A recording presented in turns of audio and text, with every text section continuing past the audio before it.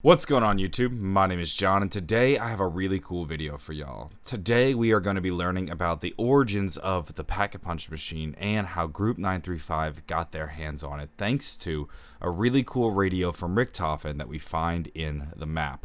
Before we jump right into that radio, I want to make a quick announcement. I am doing one final sale of my Zombies poster pack. I have like a handful of posters left and I'm trying to get rid of my inventory. So I'm selling them now, $10 off. A link is in the description if you want to get your hands on this. Once I run out of posters, I will not be reprinting them again, and they will be gone for good. So this is your last ever chance to get your hands on my Zombies poster pack. If you want to get that, a link is down below. Without further ado, though, let's jump into this radio. Log entry 937, date May 15th, 1942. Dear Doc, our men have safely returned from Africa, where they recovered a number of artifacts buried underground in some sort of subterranean cowboy village. Apparently it was American. That's right, an American cowboy western town, buried underground in Africa. American Schwein with their apple pie and their baseballs. Thinking they could just waltz into another country and claim it as theirs. There is no art to their work. But I digress. The boys have returned with a number of fascinating articles, documents. They have pieces from a destroyed machine called the Pack-a-Punch.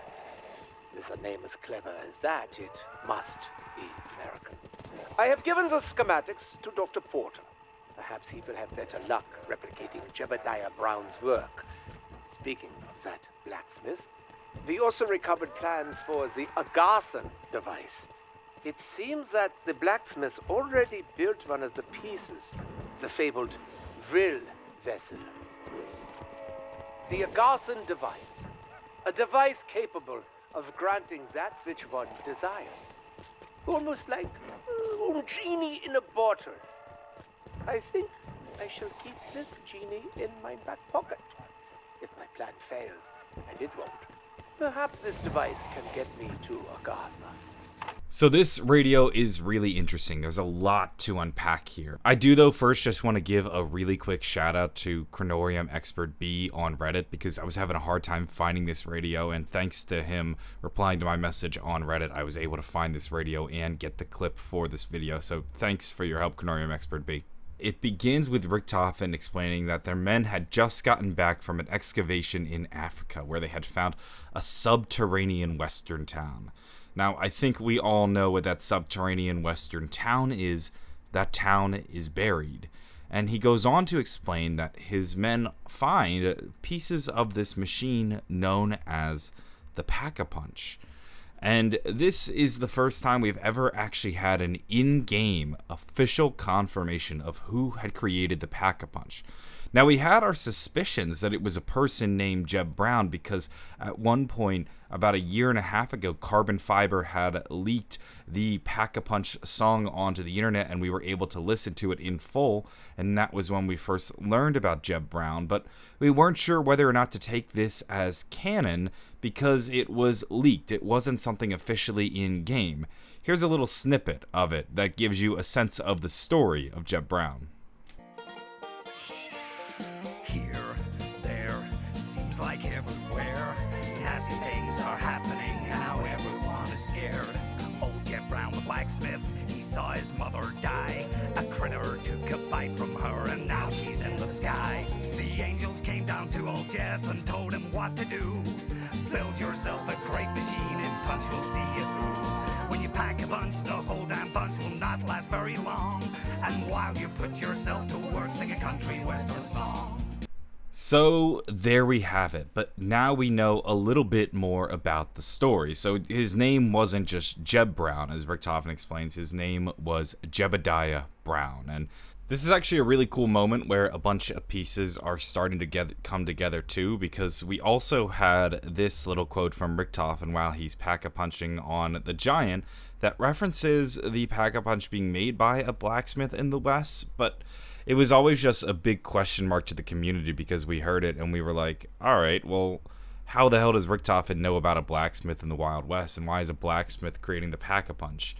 This is when these pieces are starting to come together. Take a listen. This machine was built by a good man, a blacksmith in the Old West.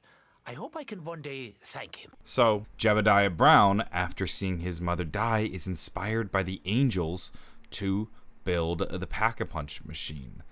Now, who are the angels, you may ask? Well, the angels are probably the apothecons, or the keepers, or Monty, one of them.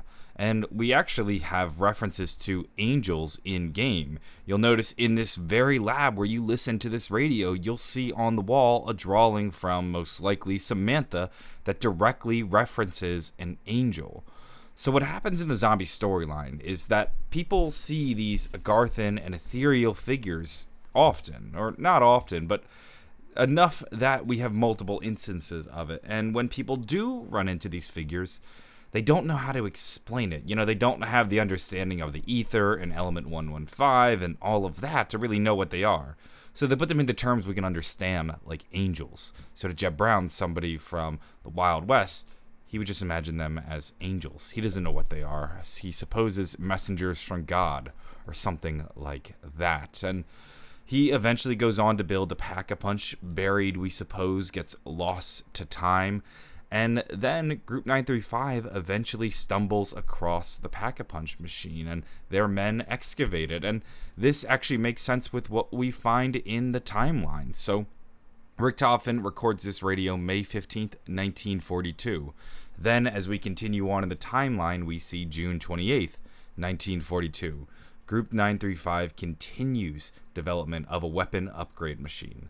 This, of course, also fits with what Richtofen was mentioning in this radio, that he is going to let Porter continue on with the development of this weapons upgrade machine. So, here's how I think the story of the Pack-a-Punch goes. Originally, it was Jeb Brown who built it after being inspired by the angels, who are really the apothecons, or Monty, or some ethereal being.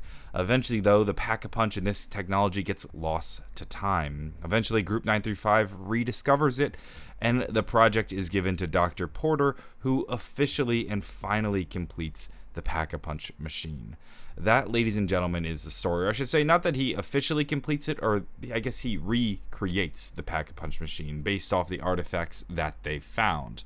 That, ladies and gentlemen, is the story and the origin of the Pack-a-Punch machine. And it's pretty cool that now we have a canonical explanation. We had a theory based on that leaked audio bit, but we weren't entirely sure whether or not we can go off it canonically because it was leaked and never officially in the story. But now Richtofen has confirmed it.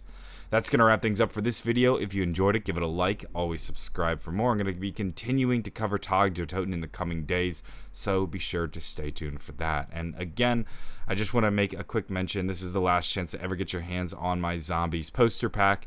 Once I run out of posters, I'm not going to be printing anymore or anything. I'm trying to get rid of the supply. I've literally had just posters sitting in my closet for months now. So I'm selling them right now. $10 off. If you want to get your hands on them, a link is in the description. I would greatly appreciate it, and it's a wonderful way to support the channel if you enjoy content like this. I'm going to go. Have a wonderful day, and bye.